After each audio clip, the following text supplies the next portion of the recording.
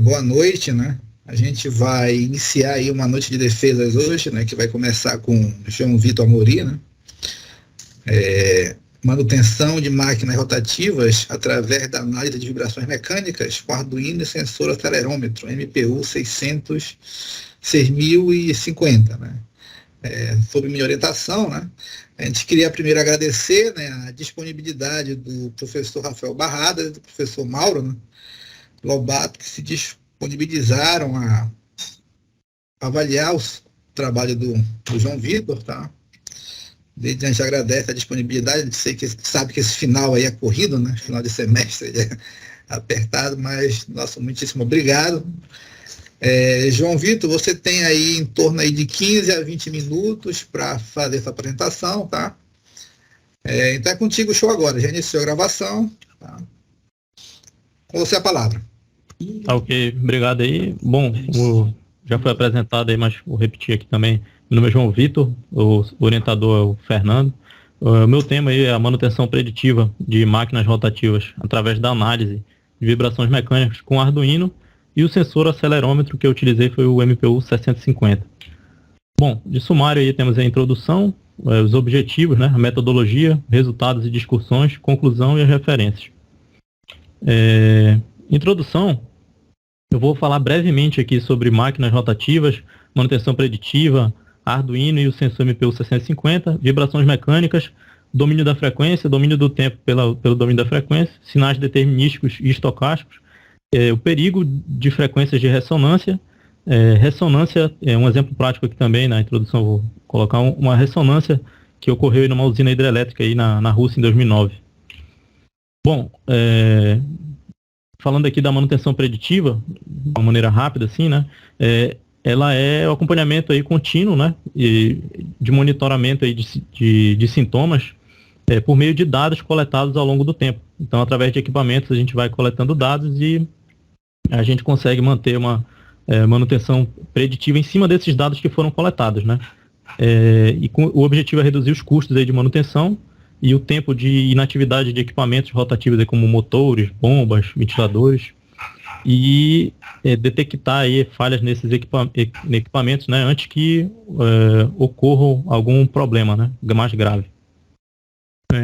Falando brevemente aqui também de máquina rotativa, né, máquina rotativa é tudo que gira ali em torno do próprio eixo, produzindo movimentos aí de rotação, né. Então, as máquinas rotativas aí na imagem 2 e 3 são exemplos de máquinas rotativas, né, a turbina e um rotor aí de um motor. E elas são elementos aí que têm presença significativa em diversos setores, como indústria, comércio, residência. E, em contrapartida também, elas são as principais fontes aí de vibração e de ruído. Brevemente falando aqui também sobre o Arduino e o sensor, né, que eu utilizei. O Arduino, para quem não conhece, é um microcontrolador, aqui na imagem 4.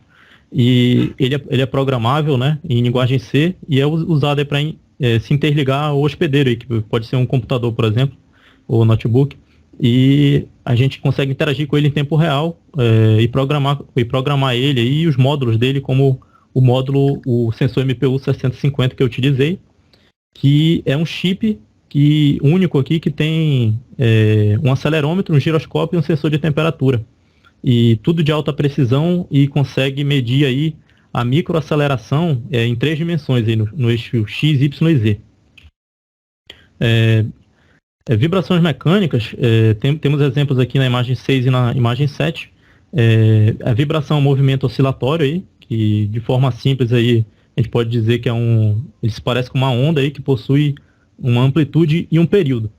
Aqui no meu trabalho, eu evitei utilizar o domínio do tempo para fazer a medição aqui. Por quê? Eu vou até mostrar um referencial teórico aqui, segundo a Martina aí. A maioria dos sinais, na prática, são sinais no domínio do tempo em seu formato bruto. O meu sensor, ele pega também esse sinal no domínio do tempo. Mas essa representação nem sempre é a melhor representação para a maioria dos aplicativos de processamento de sinais. Em muitos casos, as informações mais importantes estão escondidas no conteúdo de frequência do sinal. Então, mostrando um pouco desse referencial teórico para vocês, eu tenho aqui a imagem 8, né? por que eu preferi utilizar aqui no domínio da frequência, né? Esse sinal, essa medição para fazer a manutenção preditiva. Porque, vocês podem ver aqui no apontador laser, né? No primeiro gráfico, nós temos aqui um sinal periódico, né? Sem ruído. E quando a gente vê, olha o espectro de frequência dele aqui, né? A gente tem 3 frequências harmônicas aqui, né? Quando a gente vai para o segundo gráfico, a gente não vê nenhuma relação com esse primeiro gráfico aqui, né? Eles não são parecidos. Mas eles estão aqui, aqui na parte esquerda, estão no domínio do tempo, e na direita eles estão no domínio da frequência, tá? Então, não se parecem, mas quando a gente passa para o domínio da frequência, a gente vê que é o mesmo sinal. A diferença é que ele está com ruído espalhado aqui em todas as frequências. Então, esse é um dos motivos, né, que eu utilizei no meu trabalho, a verificação, utilizei a manutenção preditiva aí, verificando o domínio da frequência, porque a gente consegue distinguir aqui um sinal do ruído dele. E outro fator muito importante, a amplitude aqui no domínio da frequência, ela retrata a energia que está sendo colocada em determinada frequência. Então, eu vou dar um exemplo prático aqui para vocês, botar a caneta. Vamos dizer que aqui nós temos, nesse ponto, nós temos isso aqui é um sinal de áudio, e nesse ponto temos aqui, aqui é a frequência de 60 Hz, nesse nosso sinal de áudio, né? O que vocês conhecem aí que tem aí frequência 60 Hz, né? É a nossa energia, né? Energia elétrica residencial, ela trabalha em 60 Hz. Então a gente tem muita energia aqui, olha o tamanho da amplitude aqui, a gente tem muita energia nessa frequência de 60 Hz no nosso sinal de áudio aqui. Por isso que pode estar ocasionando esse ruído aqui que a gente está vendo. Então, nesse caso, o que a gente poderia fazer? Blindar, né? Afastar os cabos, colocar um filtro, como ocorre, né, em linhas telefônicas analógicas, para poder tá removendo esse sinal indesejado aqui, né? Que está ocasionando ruído aqui. Então, como ocorre aí essa verificação, né? Essa conversão do domínio do tempo para o domínio da frequência, né? Ela ocorre aí através da transformada de Fourier. Ela converte aí o domínio do tempo para o domínio da frequência, né? Que é aí a integral de menos infinito a mais infinito aí de um sinal x de t multiplicado pela um exponencial aí na menos j, esse aqui é o jwt dt. Aqui nesse gráfico, na imagem 9, nós temos aqui os harmônicos que compõem aqui o nosso sinal do domínio do tempo, e o pico aqui da onda, né, do harmônico, a amplitude dele é refletida em um único ponto aqui discreto aqui no domínio da frequência. Então, basicamente é assim que ocorre aí a conversão aí do domínio do tempo para o domínio da frequência. Sinais determinísticos e estocásticos, né? Determinístico é um sinal que a gente consegue determinar, e estocástico é basicamente um sinal aleatório, assim. Um exemplo aí de um sinal estocástico é esse carro que eu coloquei andando em uma pavimentação poliédrica, né? Pavimentação poliédrica é uma rua de pedras, e ela acaba gerando no carro um ruído branco. O ruído branco é a frequência, né, que está sendo, a energia que está sendo colocada em todas as frequências. Isso é o ruído branco. E ele é altamente prejudicial, porque quando a gente coloca energia em todas as frequências, a gente acaba colocando energia também na frequência de ressonância. E isso essa frequência de ressonância vai se somando, né, e acaba bambeando aí parafuso do motor, da maçaneta, da porta. Então quem está pensando em comprar um carro aí, sempre andou nessa pavimentação aqui, pode ser uma fria, né, porque o carro vai desmontar, basicamente. As montadoras também fazem esse teste aí, mas com lombadas, né, ou quebra-mola. Mas aí é um impulso unitário, né, que eles chamam, que é uma lombada. Mas a gente percebe que também essa única lombada ela consegue colocar em todas as frequências energia. Então eu coloquei isso aqui para vocês verem também que no domínio da frequência eu tenho sinais que no tempo, aqui no domínio do tempo, eles são muito diferentes, mas quando a gente passa para o domínio da frequência eles são muito próximos. Falando um pouco aí da ressonância que eu falei anteriormente, né, que o carro andando na estrada poliédrica ele pode destruir ele. nós temos aqui, vocês já viram esses testes aí de... teste não, né? Alguns experimentos aí, né? De as pessoas que tentam quebrar a taça com a voz, né? O segredo, como isso ocorre, é justamente com frequência de ressonância. A pessoa ali, ela tenta igualar a frequência de vibração das cordas vocais dela com a frequência natural ali da taça de cristal. Porque todo objeto tem uma frequência natural ali. E essas frequências vão se somando e acabam colapsando o copo, né? Agora, a gente pode imaginar isso em grande proporção, por exemplo, uma hidrelétrica, né? Que assim como a taça, ela também tem uma frequência própria e ela também está sujeita a estímulos externos, né? Então, brevemente falando aqui, isso é um acidente que ocorreu aí numa usina na Rússia em 2009, usina hidrelétrica. E o que aconteceu? A vibração ao longo dos anos causou fadiga nos parafusos e porcas que prendiam a estrutura de suporte, que é o conjunto aí turbina, eixo, rotor, e destruiu tudo lá. Matou 75 pessoas e foi negligenciado pelos engenheiros da usina, que eles sabiam aí que a vibração estava acima do limite de projeto. Então, umas fotos aí do acidente que ocorreu. E para mostrar um pouco da importância, como é importante a gente estar vendo essa parte de vibração, né? Essa manutenção preditiva, né, nessas máquinas. Bom, o objetivo aqui do meu trabalho é introduzir o conceito de manutenção preditiva e fazer análise das vibrações. Vou aplicar o sensor 6050 em uma máquina rotativa, que é o meu ventilador daqui do meu quarto, e fornecer uma exemplificação prática da análise de vibrações mecânicas, né, a leitura da saúde da máquina. Vou obter os dados gráficos da aplicação do sensor, do acelerômetro, atuando em 2 velocidades e realizar discussões em cima dos resultados obtidos. A metodologia posterior à pesquisa aí, foi desenvolvido todo esse sistema, meu dispositivo aqui utilizando o software Arduino, componentes elétricos, o sensor em si, e 2 programas para obtenção dos dados, né? O sensor, ele manda os dados para o programa Realterm, e esse Realterm, ele manda para realizar a transformada rápida de Fourier em tempo real para o KST-Plot os dados do meu sensor. Então, em tempo real é feito esse monitoramento. Os materiais que eu utilizei foi o Arduino, a protoboard, o sensor, jumpers, o Realterm, que obtém os parâmetros aí do sensor em tempo real, e que depois ele passa para esse programa aqui, que é o KST-Plot, e faz realiza aí a transformada rápida de Fourier, a FFT, né? Passando do domínio do tempo para o domínio da frequência. O diagrama de blocos aí do funcionamento começa na máquina rotativa, no ventilador, passa para o sensor, aí passa para o circuito elétrico e passa para o Arduino, vai para o Realterm, que pega os dados do sensor, e passa para o KST-Plot fazer a FFT.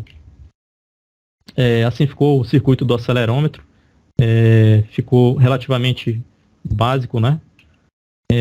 O ventilador com o acelerômetro já embarcado, né? Colei aqui com fita isolante. E aqui eu mostro o ventilador, deixa eu botar o apontador a laser, ventilador balanceado. Eu utilizei a hélice normal. E para simular um problema, um defeito, o ventilador desbalanceado, eu coloquei amarrado aqui um papel de sabonete aqui para ficar desbalanceado a hélice. Aqui eu botei uma imagem do datasheet do meu sensor para mostrar a direção, né, que ele atua aqui para colher esses dados aí da microaceleração, né, da vibração em si. Então ele calcula aqui do eixo X, Y e Z. Então, aqui nós temos aqui uma situação balanceado, o meu ventilador balanceado, com o espectro de vibração lido aqui em 20% da velocidade nominal. Aqui no lado esquerdo, vocês conseguem ver esses gráficos verde, roxo e preto, eles são referentes ao domínio do tempo, no eixo X, Y e Z, nessa ordem. No lado direito, nós temos no domínio da frequência já convertido, tá, pelo KST-Plot, né, e já no domínio da frequência. Então, em 20%, na situação balanceada, a gente consegue ver que nós temos mais energia, a nossa amplitude fundamental aqui, ela atua na margem dos 10 Hz, né? É onde o nosso ventilador, naturalmente, né, em bom estado, atua. Agora, em desbalanço, a gente verifica que na mesma velocidade, no domínio do tempo aqui, a nossa amplitude aumentou, variando de menos 4.000 para 2.000 no eixo X, antes era de 1.500 a 1.000 só. E, além disso, a gente percebe que a energia passa a atuar, né, a onda fundamental aqui passa a atuar na frequência de 20 Hz, né? Então, a gente deslocou, né? A gente percebe. Então, através disso é importante porque na situação de desbalanço a gente consegue criar um padrão. A gente consegue verificar que na situação normal atuava aqui a mais energia em 10 Hz e na situação de desbalanço passou a atuar em 20 Hz. Ou seja, eu criei um padrão. Eu posso dizer que colocar isso numa indústria e no equipamento com essa mesma semelhança, por exemplo, e falar, botar no sensor, né, que se eu tiver um aumento aqui grande de energia nessa faixa aqui de 20 Hz, então vai tocar um alarme e alguém vai lá desligar para fazer ou verificar que está ocorrendo um desgaste ou uma avaria aí que está ocasionando o desbalanço. Então essa que é a importância aí desse monitoramento, né, que eu queria aqui. Aqui a comparação é aqui somando os eixos já, X, Y, Z, todos somados aqui, a gente poder verificar melhor, né? A gente percebe que aqui na frequência 10 Hz a gente ainda tem uma sombra do que era aqui, né? Ainda tem um pouco de energia aqui ainda, né? Agora, também fiz o mesmo teste aqui para a situação de 50%, na velocidade de 50% ali, situação balanceada.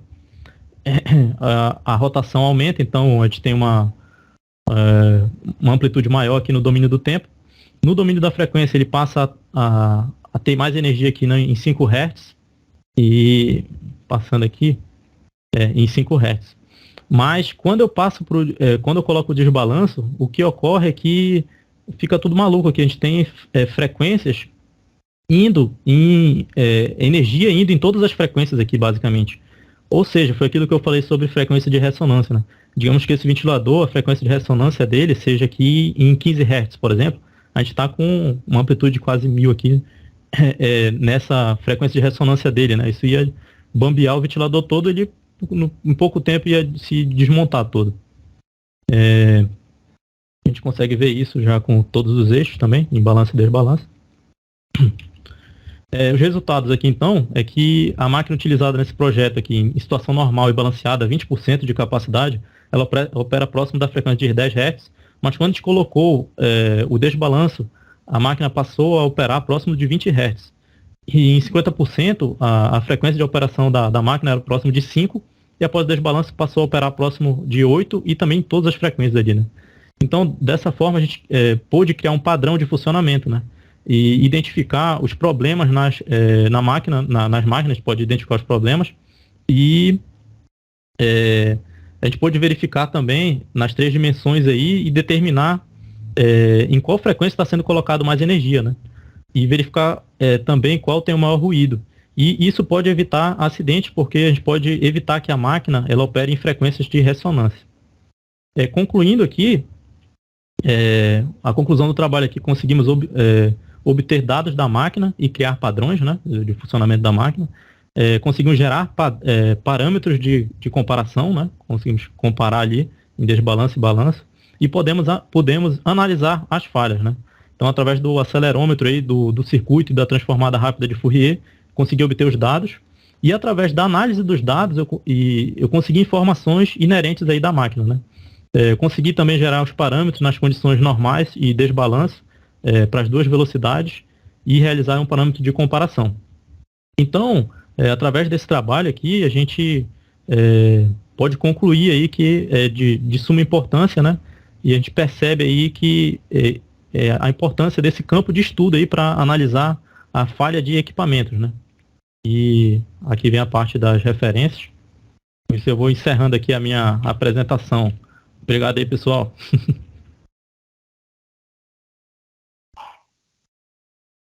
Beleza. Parabéns, João Vitor, você apresentou bem o trabalho aí, né, no tempo determinado, né? Mostrou aí o domínio na apresentação, né? E agora a gente vai passar para a segunda etapa da defesa, que a gente vai passar a palavra para a banca, né? E a banca vai apresentar as considerações do seu trabalho, tá? A gente vai iniciar aqui com o professor Mauro, né? Engenheiro mecânico, especialista aqui. Mauro, mais uma vez obrigado aí pela disponibilidade. Com você aí a palavra. Boa tarde. Boa tarde. Deixa eu pegar aqui, ó.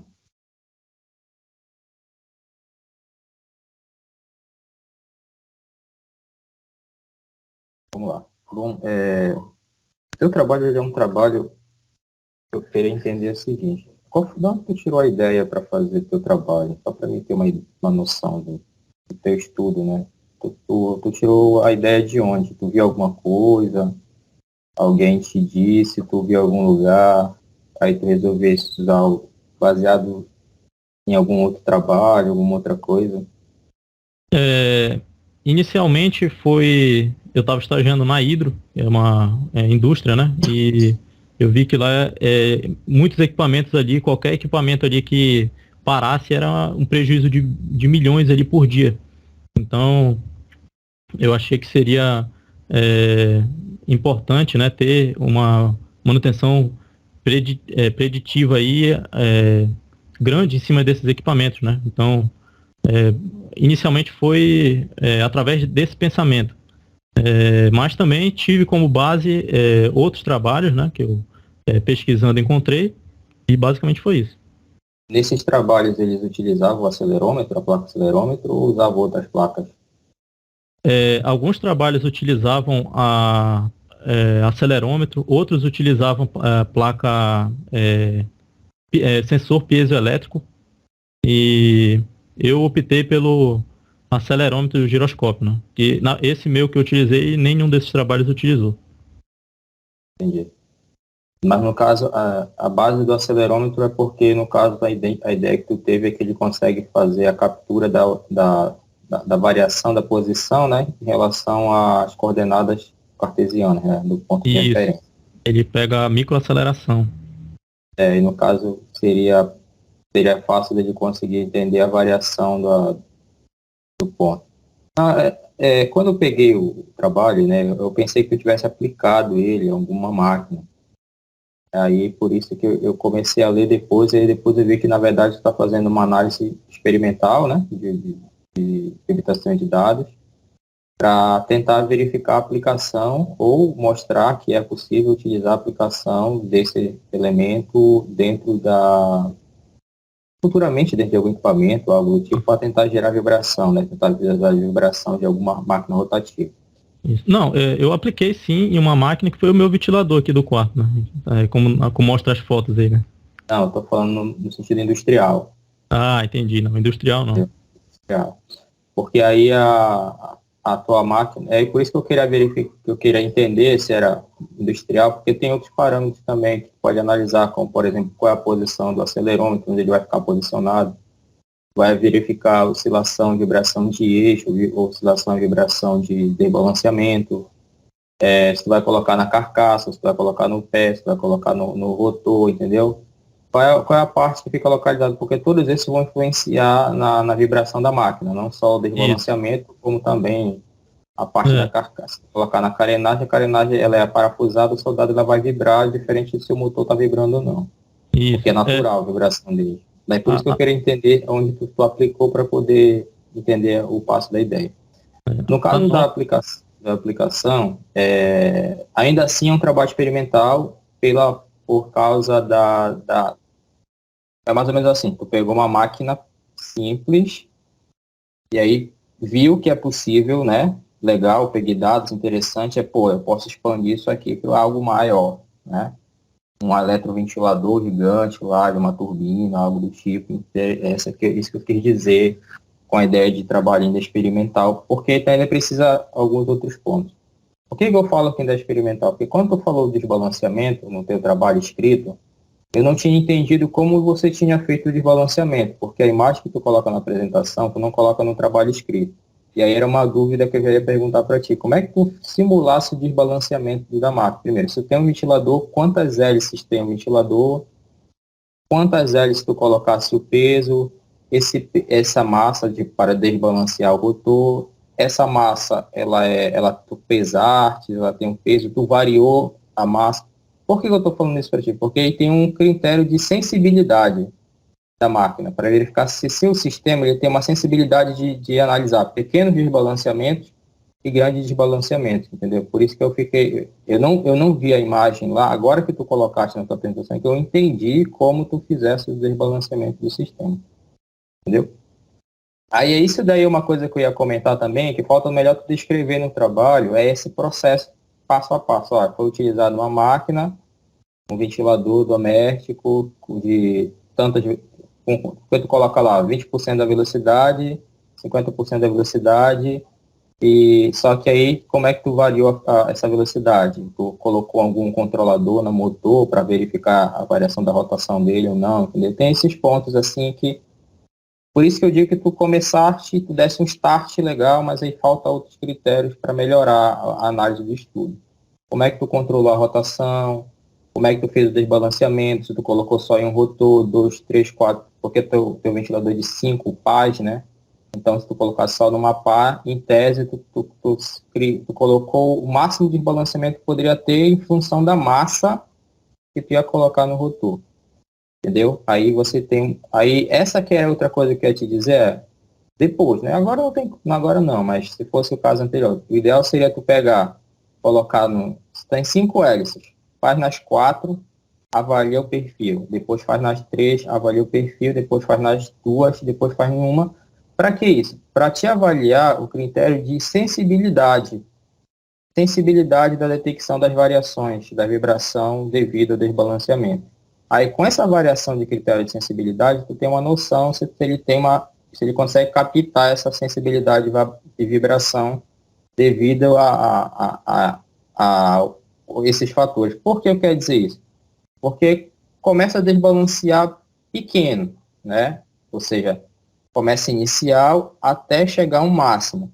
E também, o ideal também era que tu pesasse a massa para saber a ideia de peso do sistema para verificar. Porque se tu colocar uma massa muito pequena, tu ia simular um pequeno desbalanceamento. Colocar uma massa maior, um maior desbalanceamento, e aí tu ia ter a medida da sensibilidade de leitura e interpretação gráfica, para ver se ele teria essa sensibilidade de visualização do sistema, entendeu?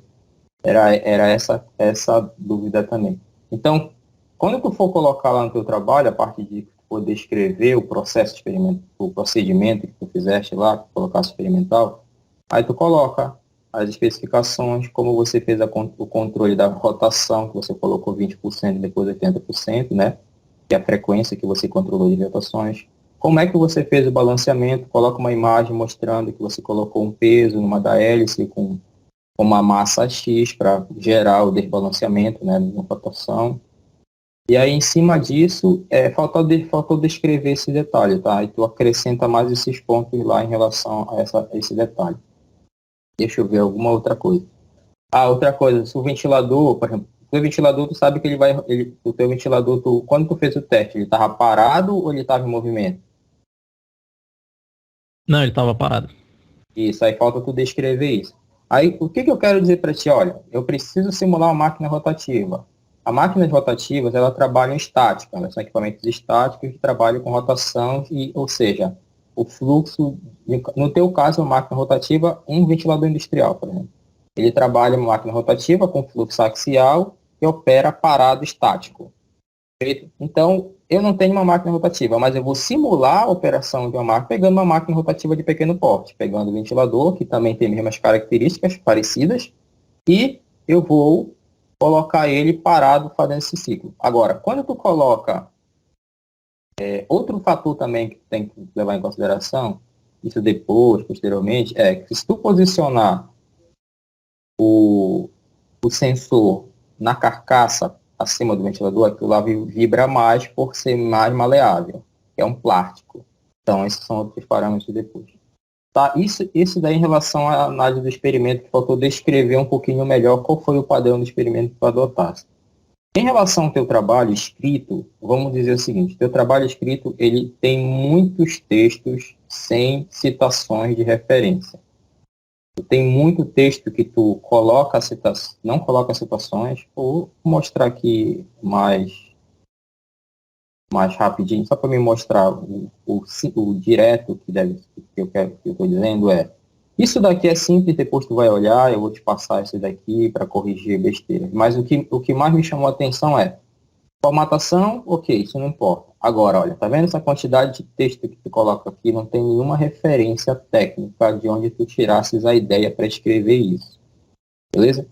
Bom, como tu é da área de elétrica, a ideia de trazer os conceitos bibliográficos no campo das vibrações eu até compreendo, mas se fosse da mecânica isso já faria parte, então eu só situei aqui algo do tipo. Mas eu acho que tu deveria mudar a ideia um pouquinho dos teus objetivos. Obter dados dos gráficos aplicados no sensor do motor, isso não é um objetivo específico. O objetivo é que você analisar, interpretar e comentar os resultados que você vai obter a partir da aplicação. Agora, obter gráficos já é do trabalho, entendeu? Então, no objetivo específico é mais ou menos assim, olha. Outra coisa, quando tu fala aqui objetivo geral, que tu vai fazer uma pesquisa bibliográfica, aqui tu não fala que tu vai fazer o teu experimento. Então, o teu objetivo geral é o quê? Pegar o sistema e criar um sistema para análise de vibração em equipamentos rotativos axiais, no caso, ventiladores. Então, esse é o teu objetivo geral. Não é fazer uma revisão bibliográfica. Aí aqui tu vai especificar que tu vai fazer uma revisão bibliográfica, tu vai apresentar ao público os conceitos de tipos de manutenções, vai utilizar um sensor do tipo tal, utilizando uma plataforma Arduino, Protage, tal. Aí eu coloquei isso aqui, olha. Tu vai pegar isso em uma máquina rotativa. No caso, seria o ventilador. Aí tu vai aqui, olha, fornecer uma exemplificação prática, né?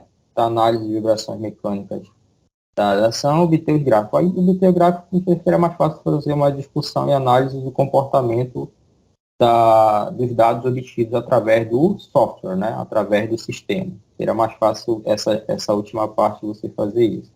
Aqui é simples, aí outra coisa também, né? Isso daqui é formatação, mas aí verifica muito essa tua parte, porque tu coloca muito texto e tu não coloca nenhuma referência do texto. Então, o que eu quero dizer isso? Professor, eu li um trabalho e eu escrevi isso aqui com as minhas próprias palavras. Ok, mas isso ainda é uma referência indireta. Qual foi o trabalho que tu usou como referência para escrever isso aqui? É mais ou menos assim. Hoje em dia, nenhum conhecimento ele é novo. Para mim falar algo sobre um assunto, eu tenho uma referência que eu li. E aí, quando eu vou escrever aqui, eu tenho que citar qual foi a referência que eu usei para usar essa definição. Ou quando eu copio a referência e coloco aqui, eu também tenho que fazer essa referenciação direta, entendeu? Por que isso? Porque senão é isso que é o risco do caracterização do plágio. O plágio não é você pegar o que o cara escreveu e colocar no seu trabalho. O plágio é você pegar o que o cara escreveu, colocar no seu trabalho e não fazer as citações de forma correta. Tá entendendo? Então, é isso que quer dizer. Estou dizendo que tu fez plágio, estou dizendo que teu trabalho sem referência é característica de plágio, entendeu? Aí, como é que tu resolve isso? Eu escrevi isso aqui baseado num autor. Aí eu só vou citar o autor aqui, olha, baseado no autor tal, vou escrever com as minhas palavras, mas eu usei o trabalho de alguém como referência para escrever isso aqui. Por que eu estou dizendo que você pode ter utilizado? Porque a escrita, ela é uma escrita característica, ela é uma escrita que tem um apanhado técnico de alguém que já escreve há muito tempo. Não, vamos supor assim, alguém que já tem muito tempo de escrita, mais um autor sobre o assunto do que alguém que está estudando algo há alguns anos, entendeu? Então é característico de que você utilizou alguém. Só cita lá as referências tudo direitinho, tudo bonitinho, para não ter esse problema de citações, tá?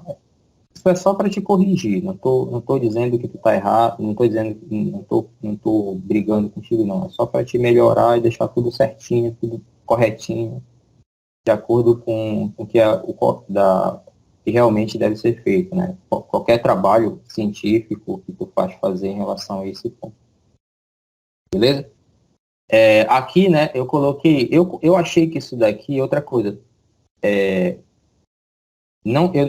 eu estou lendo aqui revisão bibliográfica, aí quando eu chego nesse ponto eu falo, mas isso daqui é revisão bibliográfica ou já é o trabalho? Eu entendo que isso daqui já é a parte que entra o projeto, né? Então o projeto já não seria mais revisão bibliográfica, então coloca aqui separado, é como se fosse o teu método, o teu procedimento, né? Ou o teu projeto de desenvolvimento. Então aqui não é mais revisão bibliográfica, aí separa da revisão bibliográfica, para quem for ler não achar que é a mesma coisa. Aqui não, aqui já começa os teus dados, os teus resultados, e tu vai explicar e tudo mais. tu coloca o sistema, né? Vai colocar os teus componentes. E aí só falta você detalhar melhor aquilo que eu te falei, né? Como é que você fez a escolha da posição, como é que você fez principalmente o desbalanceamento e como é que você controla essa rotação nominal do teu ventilador, né? Como é que você faz para fazer esse controle. E também, como dado experimental, faltou só você variar a questão da sensibilidade do teu sistema, porque tu só colocou uma sensibilidade, tu colocou só rotação, mas tu colocou só um ponto balanceado. Aí o que significaria isso na prática? Se o equipamento funciona sempre com a rotação nominal, tu só teria um parâmetro de teste. Por quê? Porque o equipamento é ligado para funcionar na rotação nominal, a menos que o equipamento que tu vá simular, ele tenha variação de frequência ao longo do seu período de operação. Ok? Aí o que realmente vem lá? Ele vai sempre funcionar com a frequência nominal, rotação nominal. Né? O que vai variar? Desbalanceamento. Por isso tu tem que verificar sensibilidade do desbalanceamento, ou seja, variando o desbalanceamento da rotação para avaliar a sensibilidade do sistema. Tudo bem? E aí, era essas coisas que eu queria comentar em relação ao trabalho. Obrigado. Obrigado. Mauro, a gente agradece aí suas considerações, né? Sempre muito bem-vindas, né? Para engrandecer o trabalho, né? Vai ficar como referência aí para a biblioteca, né? Então a gente vai caprichar bastante aí na versão final, né? Ele ainda tem aí mais uns dias aí, o Amorim, depois de hoje, né? Para fazer esse pente fino aí no trabalho. Agora a gente passa a palavra para o professor Rafael Barradas, tá? Para as suas considerações. Barradas, o senhor é. Opa! Boa noite a todos, pessoal. Vocês estão me ouvindo bem? Eu estava com um problema ali no meu computador, a internet estava variando muito, aí eu mudei para o celular aqui, né? Primeiramente, eu queria agradecer ao convite da banca aí, do professor Fernando Brasil, né? Eu queria parabenizar também ao aluno João pela defesa do trabalho, né? E dizer assim, João, para você, você está de muito parabéns, assim, pelo seu trabalho, entendeu? Eu te confesso aqui que eu estou extremamente feliz, assim, de ver um resultado um trabalho como o teu aqui nesse TCC. Nessa noite de hoje eu estou extremamente feliz. Eu vou te explicar por que eu estou muito feliz de ver um trabalho como o seu, né? Porque, assim, o teu trabalho, ele aborda uma parte teórica muito importante aí do curso de Engenharia Elétrica, para você realmente, de fato, entender como funciona ser um engenheiro eletricista, entendeu? Como é que funciona, pelo que eu vejo? Quando a pessoa entende o que você mostrou, assim, nesse seu trabalho, né? Eu considero que a pessoa ela já está praticamente pronta para entrar no mercado de trabalho e desenvolver, assim, diversos trabalhos de destaque aí no setor. Por quê? Assim, eu sou professor de análise de sistemas lineares, né? Então, você mostrou aqui sinais de domínio do tempo, você mostrou sinais de domínio da frequência, você mostrou aqui a transformada de Fourier, que é uma coisa que os alunos, é uma coisa totalmente indigesta para os alunos aí, né? Essa parte de números complexos, domínio do tempo, domínio da frequência, meu Deus, por que eu vou usar isso, por que eu vou usar aquilo, né? Então, a gente sabe que no curso de Engenharia Elétrica, quando o aluno domina muito bem essa questão, sinais de domínio do tempo, serve para isso. São sinais realmente que nós obtemos aí na vida real, são sinais que são cheios de diversas informações, são sinais difíceis de tratar, são sinais que normalmente eles têm ali, vamos dizer assim, para trabalhar com eles no domínio do tempo, você tem que ter uma amostragem muito grande de algum software, um tempo de simulação muito curto, enfim.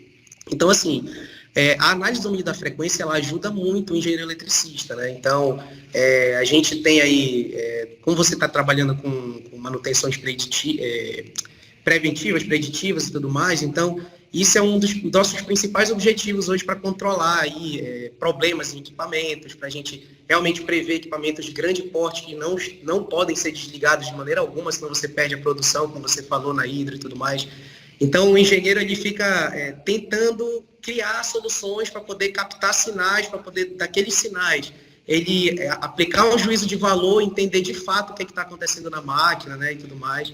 Então você mostrou de maneira muito legal, né? Você apresentou a teoria e tudo, explicou muito bem a parte da teoria, da transformada de Fourier, o seu diagrama funcional do seu trabalho ali, por mais que você tenha aplicado numa máquina simples, né, que foi um ventilador, mas ele traz ali todo um conceito embutido, né? Então ele tem a parte do sensor, que vai para o circuito elétrico, que depois vai para o Arduino, né? E depois com esses resultados você tem ali um outro software que faz a transformada de Fourier e você analisa de fato o espectro de frequência daquele sinal, né? Assim, o que eu achei legal é que você atribuiu algum tipo de problema para poder identificar como é que essa variação ia acontecer na frequência. Isso ficou bem legal.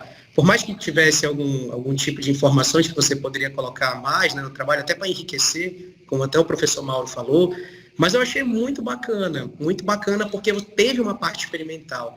Então, assim, João, eu trabalhei por muito tempo com ensaios em alta tensão, assim como o Fernando trabalhou em ensaios em alta tensão. O Fernando trabalhava muito com descargas parciais, né, Fernando? Eu trabalhei muito com a parte de impulso, de tensão, ensaio em transformadores e tudo mais. Então, assim, é muito difícil o equipamento elétrico, ele é muito complexo, né, muito complexo, principalmente porque ele tem diversas capacitâncias, indutâncias. Só para você ter uma ideia, um transformador, né, ele tem o líquido, o óleo, o isolante que tem dentro dele, né? Então, você tem capacitância entre os enrolamentos e a carcaça, você tem capacitâncias entre enrolamento e enrolamento, você tem capacitância da bucha, Então, enfim, você tem uma série de componentes ali que se torna muito difícil você identificar algum tipo de problema específico. Então, o que a gente fazia muito? A gente tinha um equipamento bom, aí a gente fazia um ensaio e obtinha uma determinada quantidade de sinais. Aí depois a gente ia lá e curto-circuitava uma espirazinha lá. Aí a gente aplicava outra e aí pegava esse resultado também com esses sinais, com essas oscilações, e via de fato o que acontecia. Aí a gente tentava atribuir, olha, aquela oscilação ali, ela caracteriza o defeito tal. Essa outra oscilação aqui caracteriza o defeito tal, né? Então, de forma assim, preditiva, né, como você está propondo, se você tem uma base de dados muito grande, assim, você começa a identificar padrões de sinais de problemas, né? E é o que as pessoas fazem muito. Hoje a gente tem uns algoritmos aí bioinspirados também, né? Nós temos os algoritmos de árvore de decisão, né, Fernando, também, que fazem aí toda uma filtragem de dados para poder chegar a um determinado valor aí de algum determinado problema. Então, você pega ali, vamos dizer assim, você tem ali a parte de... Você pega uma determinada, os clusters da vida, né, que você pega uma certa quantidade de dados, aí separa esses dados para cá, separa esses outros dados para cá, aí olha, esses dados que vieram para cá significam um problema tal, esses que vieram para cá significam um problema tal, né? Então, por mais que você tenha feito assim de maneira no seu ventilador e tudo, mas poxa, você mostrou o sensor, aí o sensor captando o sinal, aí no domínio do tempo, depois no domínio da frequência, você explicou a parte do espectro ali de frequência e tudo mais. E chegou no resultado, isso eu achei assim fantástico para um TCC, eu realmente gostei bastante. Eu acho que se você só organizar um pouquinho mais assim o trabalho e tudo, isso daí facilmente entra no artigo para você publicar em algum congresso ou alguma coisa do tipo, que ficaria realmente bem interessante, né? Eu digo assim, João, que eu considero que você está preparado aí para encarar o mercado de trabalho, né? Claro, você está no começo da sua vida profissional, você tem muito ainda, né, o que aprender, mas assim, tem muitos alunos que às vezes têm dificuldade de entender como funciona esse começo, meio e fim de um processo desse que você fez aí, né, no seu trabalho. Então, como o nosso curso de elétrica ele é muito abstrato, ele tem muitas equações, muitas contas, é domínio do tempo, é domínio da frequência, e é isso, e é aquilo, e é não sei o quê, e é espectro de amplitude, enfim. Né? Então, às vezes o aluno ele não consegue correlacionar tudo isso, não sabe fazer a parte de controle, não sabe identificar sinais, não sabe pegar resultados, não sabe analisar domínio da frequência, domínio do tempo, não sabe o que é amplitude. Então, às vezes o aluno ele sai da faculdade meio perdido, aí ele vai levar essa porrada no mercado de trabalho e ele aprende na marra, entendeu? Aí vai lembrando, vai vendo. Mas aqui, de fato, você mostrou muito domínio aí no que você apresentou também, né? Você realmente mostrou propriedade no que você apresentou. E eu fico muito feliz de ver um trabalho dessa forma. É claro que nem tudo que a gente faz é perfeito, né? A gente tem ali umas melhorias para fazer, né? A gente não sempre acerta 100%, porque nós somos seres humanos também, nós não somos um robô, né? Então, mas assim, João, seu trabalho está de parabéns, eu realmente gostei muito, né, do seu trabalho. ele teve um começo, meio, fim, ele foi um trabalho que teve uma parte prática que é muito importante, né? A gente tem visto muitos trabalhos apenas com revisões bibliográficas aí sendo apresentados e tudo. O seu não, o seu mostrou embasamento técnico, embasamento teórico, equacionamento, definições extremamente importantes aí da nossa engenharia elétrica. E eu, de fato, estou bem satisfeito aí com o seu trabalho. Eu só tenho a parabenizar aí você, o Fernando. E, claro, as modificações, elas vão ser feitas. O Mauro falou bastante modificações a serem feitas. Eu concordo na parte da formatação, em termos lá de referenciar, mas são coisas que você consegue facilmente ajustar aí no seu trabalho. Nada que tire o mérito aí do que você apresentou, tá bom? Então, parabéns aí, Fernando, João, e é isso aí. Obrigado. Bem, obrigado, Rafael. Muito boas essas considerações para o João, né? É realmente um trabalho, até difícil a gente ver um trabalho desse nível na faculdade, né? Parabéns aí pela apresentação, né? As considerações elas são sempre para engrandecer o trabalho, tá, João? A versão final, a versão que for para a biblioteca, ser uma versão impecável, né? Então, você ainda vai ter aí um tempinho, né? Acho que meio curto, porque a gente já está no final do prazo aí para você fazer essa publicação, né, na biblioteca, mas elas são sempre para engrandecer o seu trabalho, tá? Agora, João, a gente vai para a terceira etapa da defesa, que a banca vai se reunir aqui, né? Uma decisão difícil, né? Que é dar aprovação ou não do seu trabalho, né? Então, mas faz parte aí do ritual, né? Então, a gente vai fazer essa etapa. Eu vou parar a gravação agora, tá? E ia pedir gentilmente aí que quem não for da banca, que saia no instante aqui da sala, tá? Aí, João, tu fica online aí no Zap, que assim que a gente terminar, eu te chamo, tá? E tu entra logo, tá? Pra gente fazer a finalização, tá? Beleza? Deixa eu parar a gravação.